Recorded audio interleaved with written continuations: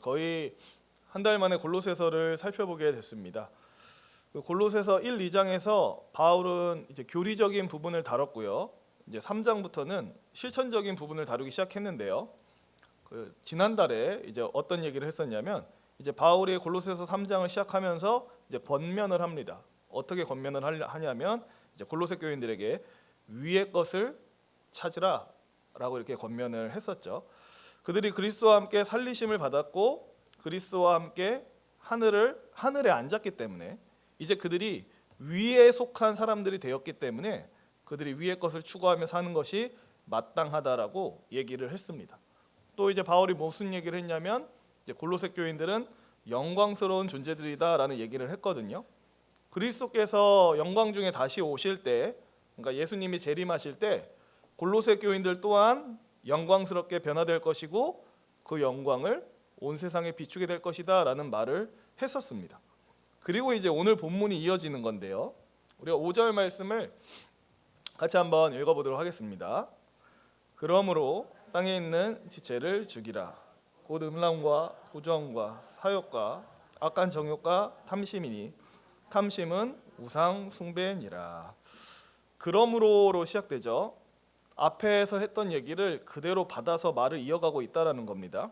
그러니까 바울이 앞에서 무슨 얘기를 했냐면 여러분이 위에 속한 영광스러운 존재임을 알았다면, 여러분의 변화된 신분을 알았다면이라고 이제 말하는 것과 같죠. 이게 바울이 그리스도인의 윤리를 말할 때 항상 사용하는 방식이거든요. 그러니까 어떤 방식을 쓰냐면 존재에서 행실이 나온다. 그러니까 어떤 행실을 하면 이런 존재가 될 수 있다라고 말하지 않고 너희가 이러한 존재로 변화되었으니 이 존재에 알맞은 행실을 행해라. 이게 항상 바울이 말하는 방식이거든요. 그리스도 안에서 변화된 영광스러운 신분을 인지하고 그 신분에 합당한 삶을 살라라고 지금 바울이 말하고 있는 겁니다. 이제 바울이 명령을 하죠. 여러분이 위에 속한 영광스러운 존재임을 알았다면 땅에 있는 지체를 죽여라 라고 얘기를 합니다. 여기서 말하고 있는 땅에 있는 지체는 5절 중반절부터 말하고 있는 이제 악덕들을 가리키고 있는데요. 음란, 부정, 사욕, 악한 정욕, 탐심을 가리키는 말입니다. 그 땅에 있는 지체들이 이걸 가리키고 있어요.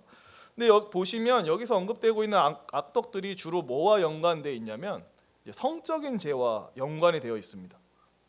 요 음란이라는 단어는 매춘, 간통, 근친상간을 포함한 온갖 종류의 부도덕한 성행위를 가리키는 단어고요. 부정이라는 단어는 이제 더러움이라고도 번역이 되는데 보통은 도덕적 부정을 의미하지만 이렇게 음란이라는 단어와 함께 나올 때는 부도덕한 성행위를 가리키기도 합니다. 사욕은 감정이나 열정을 의미하는 단어이긴 하지만 이 5절의 문맥에서 봤을 때는 무절제한 성생활로 달려가는 그릇된 열정을 가리키고 있습니다. 악한 정욕은 금지된 것을 추구하는 마음을 의미하는데 문맥상 부적절한 성적 행동을 갈구하는 욕망을 가리키고 있어요. 그러니까 5절은 전반적으로 이러한 성적인 죄를 죽여라라고 얘기를 하고 있다는 겁니다. 예나 지금이나 성적인 죄는 많은 사람들을 타락시키고 파멸로 이끌고 있죠. 인간의 본능에 교묘하게 호소하는 이 죄는 이제 대단히 매혹적이어서 신자 비신자를 가리지 않고 집어삼킵니다. 그리고 대단히 매혹적인 만큼 파괴적인 결과를 가져오기도 하는데 특히 금지된 대상과의 성적 행위는 개인뿐만 아니라 가정과 사회를 무너뜨릴 정도로 파급력이 강하죠. 그리고 하나님의 계명을 복합적으로 어기게 만듭니다. 이 죄는 좀 얘기를 해보자면 예컨대 이미 배우자가 있는 어떤 사람과의 불순한 관계는 7계명 간음하지 말라 하나를 어긴 걸로 끝나지 않습니다. 또 뭘 어긴 게 될까요? 이미 배우자가 있는 사람과의 불순한 관계는 간음하지 말라만 어긴 게 아니라 10번째 계명인 내 이웃의 소유를 탐내지 말라도 어긴 게 되고요. 그리고 6계명 도둑질하지 말라도 어기게 되는 겁니다. 그러니까 성적인 죄가 가정과 사회뿐만 아니라 신앙까지도 두루 파괴하는 무서운 죄인 거죠. 우리는 그 예시를 이미 성경에서도 본 적이 있습니다. 다윗의 예시를 통해서 다윗이 밧세바와 관련해서 그릇된 행위를 저지르고 얼마나 톡톡히 그 값을 치렀는지 우리는 다 봤죠. 예수님 또한 이 성적인 죄의 파괴력을 익히 알고 계셨고요. 간음하지 말라와 관련해서 제자들을 가르치실 때 이 죄의 심각성을 묘사하기 위해서 이제 과장법을 사용해서 말씀을 하시거든요. 어떻게 과장해서 말씀을 하시느냐? 우리 같이 한번 마태복음 5장 29절이랑 30절을 같이 한번 읽어보도록 하겠습니다. 만일 내 오른 눈이 너를 실족하게 하거든 떼어내버리라. 내 백체 중 하나가 없어지고 온몸이 지옥에 던져지지 않는 것이 유익하며, 또한 만일 내 오른손이 너를 실족하게 하거든 찍어 내버리라. 내 백체 중 하나가 없어지고 온몸이 지옥에 던져지는 것이 유익하니라. 이 말씀을 문자 그대로 우리가 받아들인다면 어떻게 될까요? 이 자리에 있는 저와 성도님들 모두 오른 눈이 없을 것이고 오른쪽 팔이 없을 겁니다. 근데 예수님이 이 말씀을 하신 거는 정말 문자 그대로 너희 눈알을 뽑아버리고 손을 잘라라, 그렇게 행동해라 라고 말하신 게 아니라 이 정도로 성적인 죄를 단호하게 끊어버리라는 겁니다. 눈을 뽑을 정도의 심정으로, 손을 잘라버릴 심정으로 성적인 죄를 단호하게 끊으라고 명령하고 있는 겁니다. 바울도 이 성적인 죄와 관련해서 단호하게 명령하죠. 땅에 있는 지체들을 어떻게 하라 그럽니까? 5절에 보니까 죽여라. 이 모든 성적 죄악들을 죽여라라고 강하게 얘기를 합니다. 이 성적인 죄와 더불어서 바울이 죽이라고 명령하는 또 하나의 죄가 있습니다. 5절 끝부분에 나오는데 그것은 이제 탐심이죠. 성도님들 다 아십니다. 이 탐심은 재물이나 권력, 성 등을 지나치게 탐하는 욕심을 가리키죠. 근데 바울은 이 탐심을 가리켜서 우상 숭배라고 얘기를 하거든요. 왜 탐심이 우상 숭배가 되는지는 어느 정도 다 이해가 되실 겁니다. 무언가를 지나치게 탐하게 될 때 일단 사람은 절제력을 잃게 되고요. 자기가 그 탐하고 욕망하는 대상을 숭배하게 되어 있습니다. 그러니까 예컨대 탐욕스럽게 돈을 추구하는 사람은요, 수단 방법을 가리지 않고 돈을 많이 모으려 하고 그 가운데 벌어지는 이웃의 피해나 고통에는 관심을 갖지 않습니다. 자연스럽게 그 사람의 마음의 중심에 돈이 자리하게 되고 그의 모든 소망이 돈이 돼요. 그렇게 되면 하나님의 자리를 돈이 대체하게 됩니다. 그러니까 하나님보다 돈을 더 사랑하게 되고 돈을 더 열심히 섬기게 된다라는 거예요. 그러니까 이거는 비단 돈에만 해당하는 건 아닙니다. 명성도, 권력도, 쾌락도, 그 어떤 것이라도 우리가 지나치게 탐하게 되면 그것은 하나님의 자리를 꿰차게 됩니다. 당연하게도 탐욕이 가득한 눈으로는 하나님을 볼 수 없습니다. 탐욕이 가득한 마음으로는 하나님을 섬기는 것도 거칠애로는 할 수 있지만 진정한 의미에서 섬김이 되지 않습니다. 우리가 애초에 구조적으로 두 주인을 섬기는 게 불가능하게 되어 있죠. 그래서 예수님도 말씀하시죠. 너희가 두 주인을 섬길 수가 없다. 왜냐하면 두 주인을 섬기면 이 둘 중에 하나를 더 사랑하거나 더 섬기게 되기 때문에, 그러니까 우리가 만약 하나님과 무언가를 나란히 놓고 섬기게 되면 이거를 동등한 정도로 섬기지 못한다라는 거예요. 자연스럽게 둘 중 하나를 더 우위에 두고 어떤 거 하나를 더 아래에 두게 된다라는 겁니다. 그러니까 우리는 구조적으로 두 주인을 섬길 수 없게 되어 있습니다. 그래서 바울이 명령하는 거죠. 모든 탐심을 죽이라고, 모든 우상 숭배를 죽이라라고 얘기를 합니다. 우리가 살고 있는 이 시대가 참으로 음란하면서 대단히 탐욕적이라는 것을 이미 성도님들도 다 아실 겁니다. 이 성적인 요소로 이 사람들을 자극하는 방식이 너무 다채로워서 이 자극에서 스스로를 보호하는 게 거의 불가능할 지경에 이르렀습니다. 그러니까 생각을 해보니까 저 중학교 때까지만 해도 이런 어떤 성적인 컨텐츠에 그렇게 노출될 일들이 없었어요. 노출돼봤자 이제 정체모를 이메일 오는 거 있잖아요. 누르면 안에 안 좋은 내용들이 들어있는. 근데 그런 거는 안 보고 그냥 바로 삭제하면 돼요. 근데 요즘은 어떻죠? 그냥 무슨 어디 홈페이지 들어가거나 이렇게 정보 찾다 보면 요 가생이에 이상한 그림이 항상 이렇게 걸려요. 뭔가 불건전한 이런 그림들이. 그러니까 이런 것들이 너무 이제 우리 주변에 넘치고 있기 때문에 거기서 스스로를 지킨다라는 게 이제 굉장히 어렵습니다. 그리고 또 생각을 해보면 지금 우리가 살고 있는 이 시대의 경제 체제가 자본주의죠. 자본주의라는 말, 자본이 최고라는 의미입니다. 쉽게 얘기하면. 그럼 이 체제 안에서 사람들은 당연히 뭘 숭배하게 되죠? 아니 이미 경제 체제 자체가 자본을 최고의 자리로 올려놨기 때문에 이 체제 안에서 사는 사람들은 따지고 보면 자본을 숭배하는 거대한 예배당 안에서 사는 거랑 똑같아요. 그러니까 우리가 살고 있는 이 시대 자체가 자본을 예배하는 예배당과 같습니다. 그 안에서 휩쓸리기가 얼마나 쉬워요. 아무 생각 없이 살다 보면 우리도 똑같이 자본을 숭배하는 이 예배당에 함께 앉아 있는 사람이 되는 겁니다. 좀 이해가 되셨나요? 비유적으로 말한 겁니다. 이 세상 자체가 예배당이 돼버렸다고요. 하나님을 예배하는 예배당이 아니라 돈을 예배하는 예배당이 됐다라는 겁니다. 그러니까 이런 세상 속에서 모든 음행의 죄를 피하고 멀리하는 거, 성적인 정결을 지키는 거야말로 위에 속한 사람의 표지가 될 수 있을 겁니다. 이런 세상 속에서 탐욕을 물리치는 것이야말로 내가 그리스도 안에서 새로운 피조물이 됐다라는 것을 증명하는 강력한 표지가 될 수 있을 겁니다. 그래서 저와 성도님들 모두 이 성령의 도우심 가운데 음란의 죄와 이 탐욕의 죄를 단호히 죽이면서 살아가실 수 있기를 소망합니다.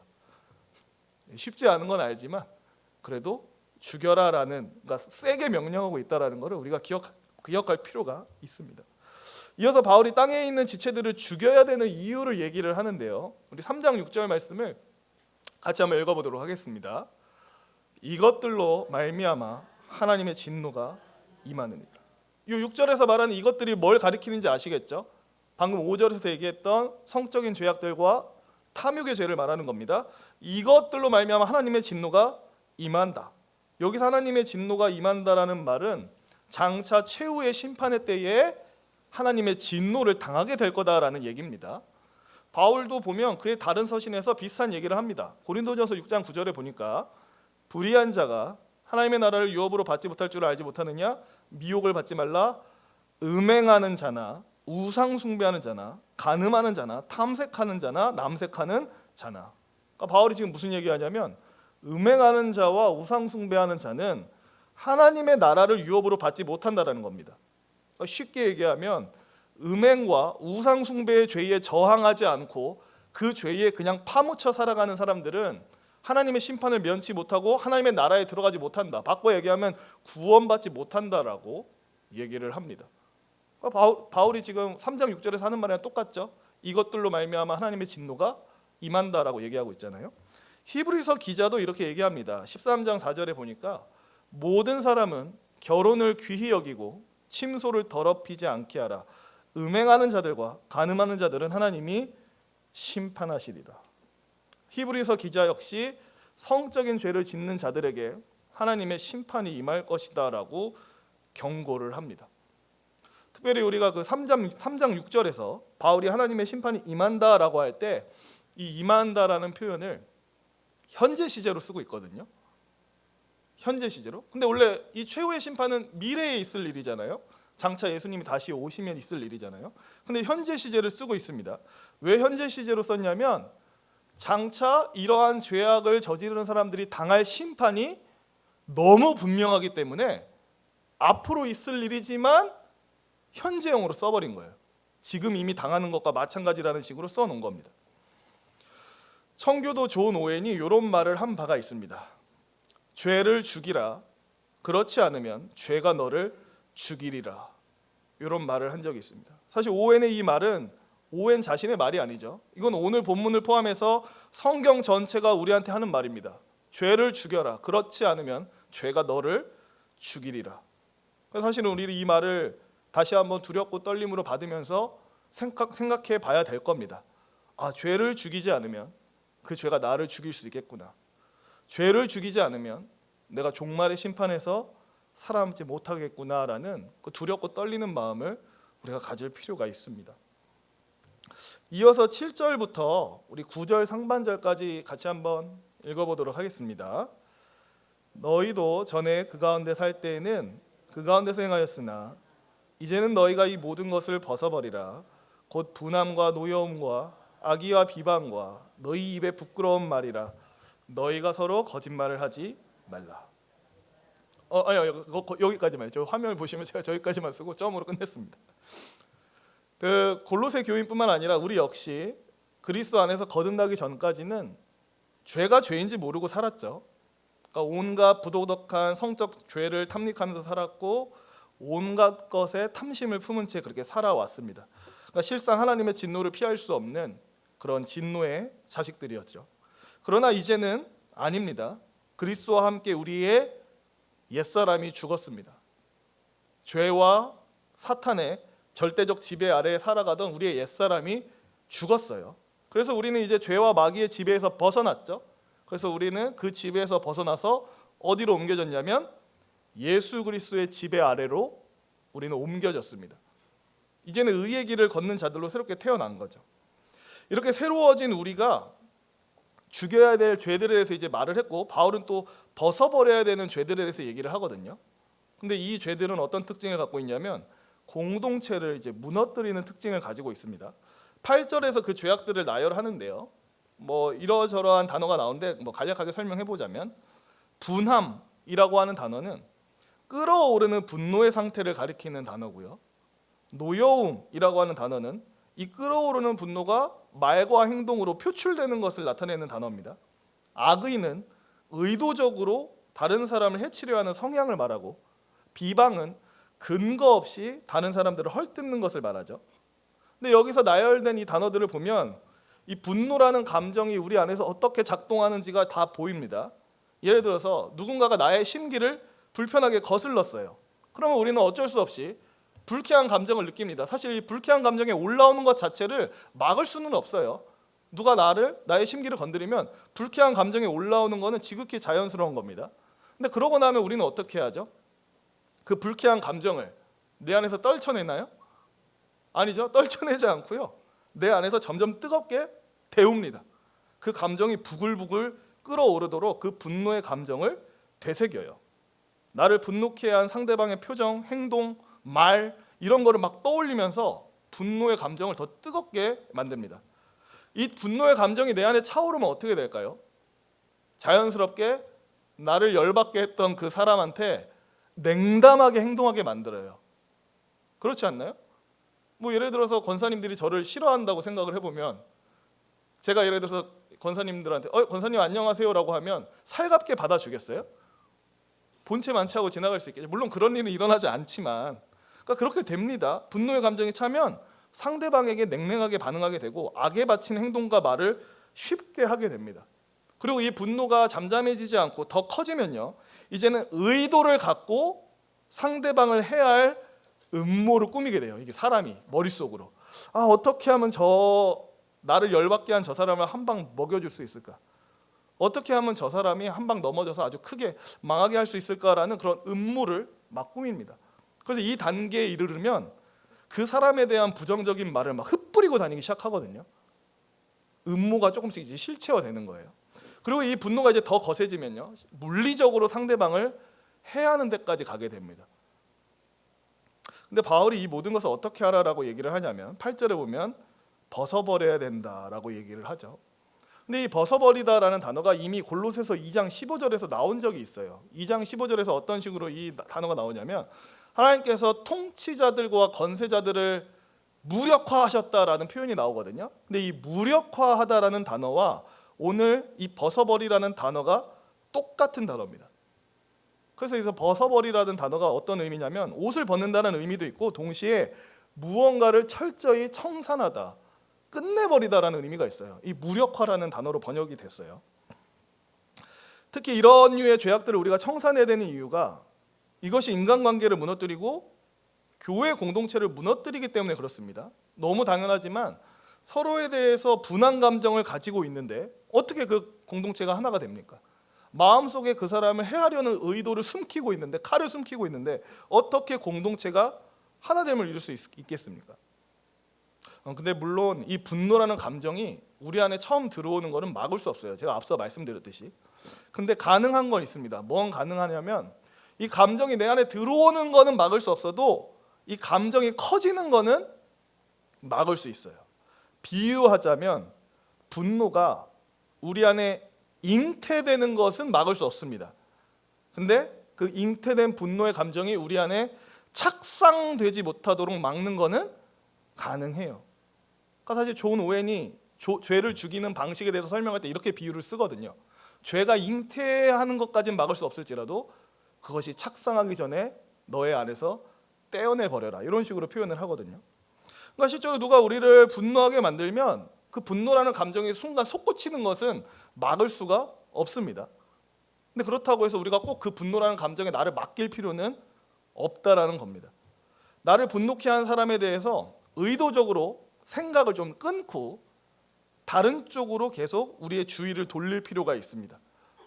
그리고 원수를 갚으신 하나님께 호소함으로써 우리의 분노가 커지지 않도록 가로막을 수는 있어요.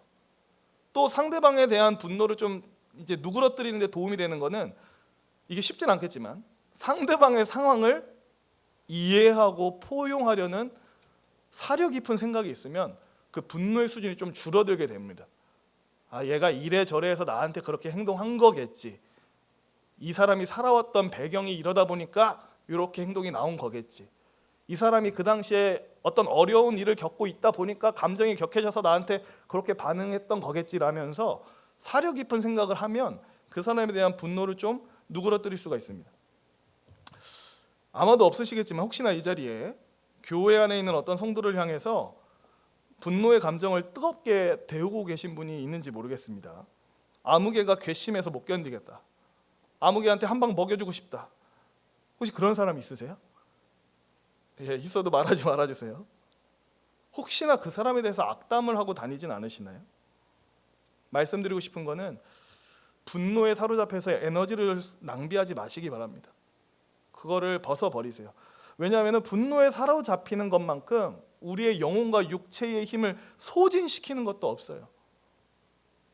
옛날에도 제가 불편한 관계 피하기 이런 설교할 때 그런 얘기 했지만, 누군가를 미워하고 분노하기 시작하면 그 사람에 대해서 계속 생각하느라 정신적으로 지치게 됩니다. 육체적으로도 같이 지쳐요. 그러니까 나를 해칠 뿐만 아니라 이 교회의 하나됨을 해치는 이 모든 분노의 악덕들을 우리가 벗어버릴 필요가 있습니다. 또 9절 상반절에 보면요, 바울이 벗어버려야 될 악덕을 하나 더 얘기하거든요. 뭘 얘기하냐면 거짓말하는 것에 대한 얘기를 합니다. 여기서 말하는 거짓말은 거짓말하는 습관, 그리고 상대방에 대한 거짓 증언을 다 포함하고 있는 그런 의미예요. 상대방에 대한 거짓 증거, 또 거짓말하는 습관이 실제로 공동체를 무너뜨린다라는 거는 저는 우리나라의 예시로 이거를 말할 수 있을 것 같아요. 좀 조심스러운 예시인데 혹시나 오해하지 말고 들으셨으면 좋을 것 같습니다. 성도님도 혹시 탈진실이라는 용어 들어보셨어요? 탈진실. 뭔 뜻이죠? 탈진실? 진실에서 이탈해 있다라는 거죠. 이게 우리나라에서 처음 나온 용어는 아니고 외국에서 처음 나온 용어인데, 진실에서 이탈해 있다라는 겁니다. 그래서 탈진실이 무슨 뜻이냐면 객관적 사실보다는 감정이나 개인적 신념을 바탕으로 여론을 형성하는 것을 가리켜서 탈진실이다라고 얘기합니다. 오늘날 우리가 살고 있는 세태를 반영하고 있는 단어기도 하고요. 그래서 누군가는 말하기를 우리는 탈진실의 시대 가운데 살아가고 있다라고 얘기합니다. 근데 이런 경향이 왜 강해졌냐면 이 정보의 바다라고 할 수 있는 디지털 공간이 확장되면서, 그리고 SNS나 유튜브가 널리 보급되면서 심화됐는데, 이 자리에 계신 분들 중에 그 유튜브 안 보는 분 계셔요? 난 유튜브 안 봄. 웬만하면 다 보시죠. 근데 유튜브 영상을 보시면서 뭔가 좀 느낀 게 있지 않으세요? 내가 어떤 영상을 딱 보면 유튜브 알고리즘이 이 사람이 이런 종류의 영상을 보네? 라고 하면서 그것과 맥을 같이 하는 영상들만 계속 보여줘요. 진짜로요. 내가 뭘 좋아하는지를 파악해가지고 내가 좋아할 만한 영상들만 계속 보여줍니다. 유튜브가 실제로 그렇게 해요.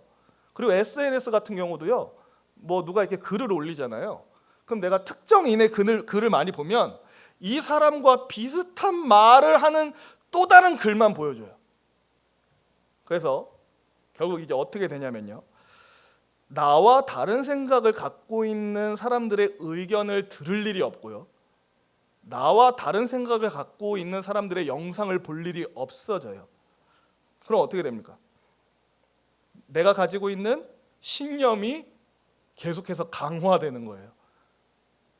다른 사람이 어떤 생각을 하는지를 들을 일이 없다 보니까 그러니까 유튜브고 SNS고 확증 편향을 우리한테 강화시키기 때문에 우리가 자연스럽게 내가 가지고 있는 신념에 대해 돌아보거나 따져볼 겨를 없이 그냥 내가 가진 신념 그 자체가 계속 강화되는 일들이 일어납니다. 근데 이게 좀 이제 찝찝한 얘기인데요. 이 특징을 정치인들이 잘 활용합니다. 실제적으로 정치인들이 자신들의 지지자들에게요, 어떤 방식을 요즘에는 많이 쓰냐면 어떤 객관적인 사실이나 팩트를 전달하는 것에 별로 관심 갖지 않습니다. 지금 시대는 실제로 이거는 학자들도 그렇게 보고 있어요. 정치의 색깔이 바뀌었다고. 과거와 지금의 정치는 어떤 현실이나 팩트를 전달하는 데 관심이 있지 않고요, 나의 지지자들의 신념을 강화하거나 그들의 감정을 자극하는 어떤 이슈나 말을 던지는 쪽으로 정치의 방향이 가고 있다라고 얘기를 해요. 그러니까 이제는, 그러니까 아까 그 말씀 드렸잖아요. 유튜브만 보면 내가 좋아하는 것만 자꾸 나오고 SNS를 봐도 내가 좋아하는 말만 자꾸 나와요. 그러니까 이런 시대 속에서 정치인들도 굳이 다른 편의 이야기할 필요 없다. 그냥 우리 편의 신념과 감정을 강화할 얘기만 하면 되겠구나라고 해서 그런 말들만 자신의 지지자들에게 던집니다. 이거는 특정 당을 겨냥한 얘기가 아니고 모든 정치인들이 이 방법을 써요. 이게 가장 효율적이니까. 나의 지지자들의 감정을 자극하고 그들의 신념을 강화할 수 있는 특정한 단어나 그런 주제들을 계속 던집니다. 근데 여기서 문제가 뭐냐면요, 감정을 자극하고 신념을 강화하기 위해서 던지는 어떤 이슈들이 진실인지 거짓인지 중요하지 않아요. 지금은 이게 사실이냐 거짓이냐, 진실이냐 진실이 아니냐, 이게 중요하지 않습니다. 그냥 나의 지지자들을 강화시킬 수만 있으면 되는 거예요. 그래서 저는 솔직히 무섭거든요. 제가 살고 있는 이 시대상이 무서워요. 왜냐하면 뭐가 진실인지 거짓인지 알기가 되게 어려워요. 우리가 정보의 호수 속에 살고 있으니까 진실을 잘 알 것 같죠? 아니에요. 오히려 정보의 호수 속에 살고 있기 때문에 뭐가 진실인지 거짓인지 구별하기 더 어려워졌어요. 그리고 자칫 잘못하면 우리는 어떤 상태에 빠질 수 있냐면요, 나는 내가 그 누구보다 진실을 많이 알고 있어 라고 생각했는데 실상은 거짓 속에 파묻혀 살고 있는 것일 수도 있거든요. 그래서 저는 이 시대상이 너무 무섭습니다. 우리는 과연 진실을 알고 살고 있는 걸까? 혹은 거짓에 호도돼서 살고 있는 건 아닐까? 근데 이러한 시대상 속에서 지금 우리나라가 뭘 겪고 있죠? 격렬한 분열을 겪고 있습니다. 거짓과 진실이 구별되지 않고 쉽게 거짓에 호도될 수 있는 이 시대상이 이 나라를 분열시키고 있어요. 그러니까 제가 이제 예시를 든 겁니다. 거짓이 실제로 공동체를 부셔뜨린다는 것을 얘기하기 위해서 조금 그렇게 정치적인 발언 아니었죠? 특정 정당을 지지하는 발언이 아니었습니다. 실제로 이런 걸 사용한다라는 겁니다. 그냥 현실을 얘기한 겁니다. 그래서 저는 저나 성도님들이나 이러한 시대 속에서 좀 진실을 아는 일에 있어서 좀 더 신중할 수 있으면 좋을 것 같습니다. 거짓을 함부로 말하지 않는 일에 있어서 굉장히 신중할 수 있어야 될 것 같습니다. 이거는 지금 제가 정치 영역에만 국한해서 말하는 게 아니에요. 교회 안에서 다른 성도들에 대해서도 마찬가지입니다. 우리는 나 자신은 잘 모르면서 나 자신을 파악하는 거에 대해서는 되게 미흡하면서 남을 평가하고 판단하는 것은 되게 능숙하거든요. 그러면서 쉽게 평가를 내려요. 저 아무개 집사는 이런 사람, 저 아무개 권사는 이런 사람. 그러면서 함부로 평가하고 판단해서 근거 없는 낭설을 퍼뜨리고 다닐 수가 있습니다. 근데 이것도 거짓말이거든요. 그렇죠? 거짓 증언이잖아요. 그 사람에 대해서 정확하지 않은 사실을 퍼뜨리고 다니는 게 거짓 증언이고 거짓말입니다. 근데 이게 가벼운 죄가 아니에요. 거짓은 누구에게 속한 거죠? 네, 마귀에게 속한 겁니다. 마귀는 거짓의 아비이고 거짓을 즐기면서 살아가는 사람은 나 스스로가 나 사탄의 자식이에요 라고 말하는 것과 같기 때문에 그렇습니다. 최후 심판 때에 유황불에 던져져서 둘째 사망을 당하는 자들의 목록이 여러 나오지만 그 안에는 거짓말하는 자도 포함되어 있어요. 그래서 우리는 거짓 증언이나 거짓말을 하지 않기 위해서 굉장히 깨어 있어야 되고 항상 깊이 숙고해야 되는구나라는 생각을 가질 필요가 있습니다.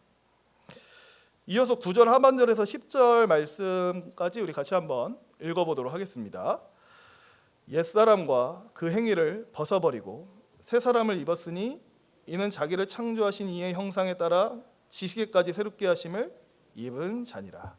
바울이 옛사람과 그 행위를 벗어버리다라고 얘기를 하죠. 중생하기 전에 죄의 지배를 받고 살면서 행했던 그 모든 죄악들을 벗어버려라. 바꿔 얘기하면 우리가 앞서 살펴봤던 그런 죄악들을 다 버리라고 얘기하는 거죠. 음란의 죄, 탐심의 죄, 분노와 거짓의 죄, 공동체를 분열시키는 모든 죄를 말끔하게 청산해야 된다라고 바울이 얘기합니다. 그리고 바울은 이 청산해라로 끝내지 않고요, 우리가 나아가야 될 방향까지 제시를 하거든요. 이렇게 얘기를 하죠. 새 사람을 입었으니 이는 자기를 창조하신 이의 형상에 따라 지식에까지 새롭게 하심을 입은 자니라.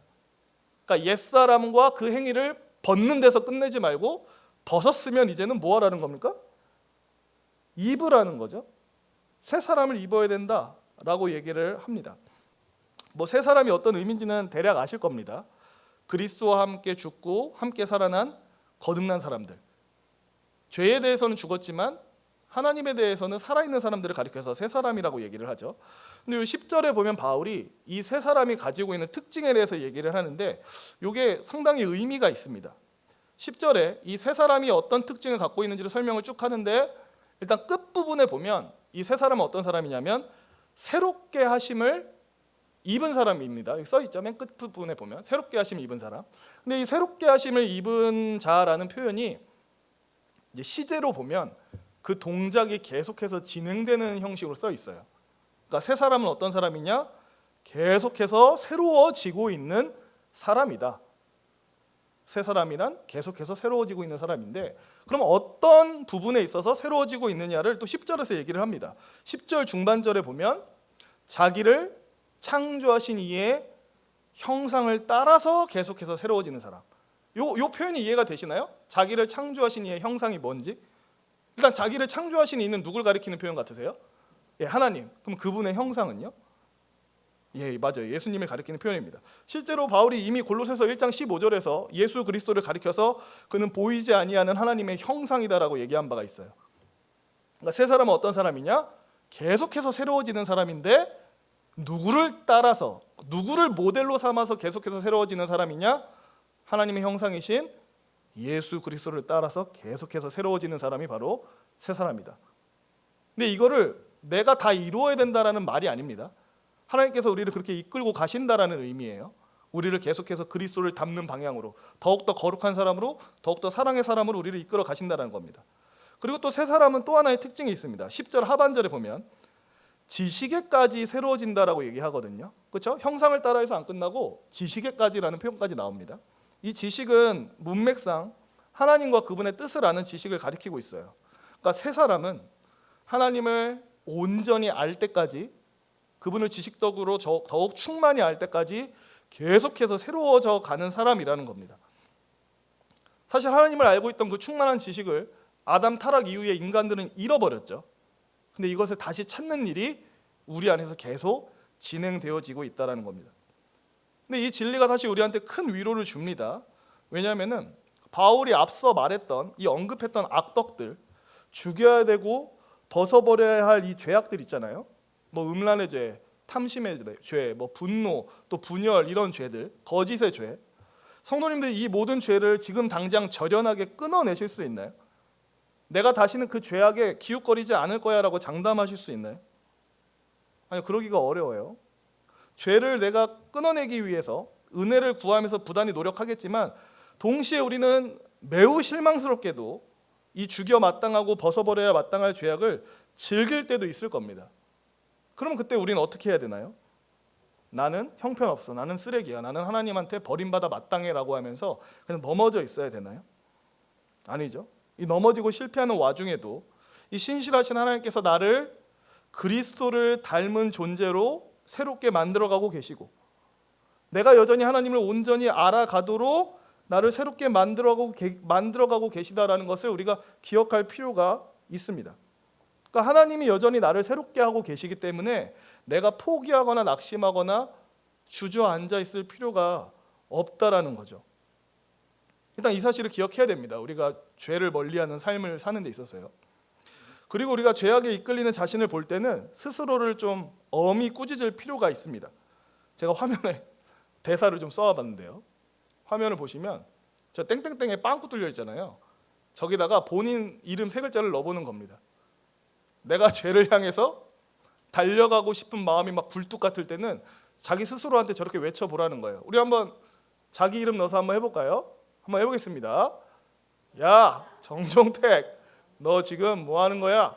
너는 옛사람이 아니잖아. 넌 새사람이잖아. 너무 뭐 귀엽게 썼지만 꼭 이렇게 하라는 건 아니고요. 스스로한테 이렇게 책망하라는 겁니다. 죄에 이끌 때마다 너 지금 네가 누군지 모르는 거야? 넌 옛사람이 아니잖아. 넌 그리스도 안에서 새사람이잖아. 멈춰라고 하면서 스스로를 멈춰 세우시기 바랍니다. 이게 11절까지 살펴봐야 되는데 시간이 너무 많이 가서 11절은 살펴보지 않겠습니다. 다음 주에 이노아 목사님이 설명해 주기를 기대하면서 넘어가도록 하겠습니다. 말씀을 마치겠습니다. 예수 그리스도를 믿는 저와 성도님들은 이제 새로운 피조물이 되었습니다. 옛사람이 즐거워하던 음란의 죄와 탐욕의 죄와 분노의 죄와 거짓의 죄, 공동체를 분열시키는 모든 죄가 우리와는 더 이상 상관이 없습니다. 물론 여전히 우리 안에는 이 죄를 향한 끌림이 잔재하고 있지만 우리는 그럴 때마다 내가 그리스도 안에서 어떻게 변화되었는가, 나의 변화된 신분, 영광스러운 하늘에 속한 자, 나는 새 사람이라는 사실을 기억하면서 이 모든 죄를 죽이고 벗어버리시기 바랍니다. 그리고 동시에 나를 새롭게 계속해서 빚어가시는 이 하나님을 붙드실 수 있게 바랍니다. 그리스도를 더욱 닮아가게 하시고 하나님을 더욱 온전히 알게 하시는 이 하나님을 붙드셔서 때로는 죄악에 넘어지더라도 나를 새롭게 하시는 하나님의 손길이 나를 떠나지 않는다라는 걸 기억하면서 일어나시기 바랍니다. 그리하여서 저와 성도님들 모두 이 음란과 탐욕과 거짓이 넘치는 세상 속에서도 구별된 하나님의 백성으로 살아가시기를, 그렇게 함으로써 하나님을 삶으로 증명하는 복된 인생들 되시기를 주님의 이름으로 축원합니다.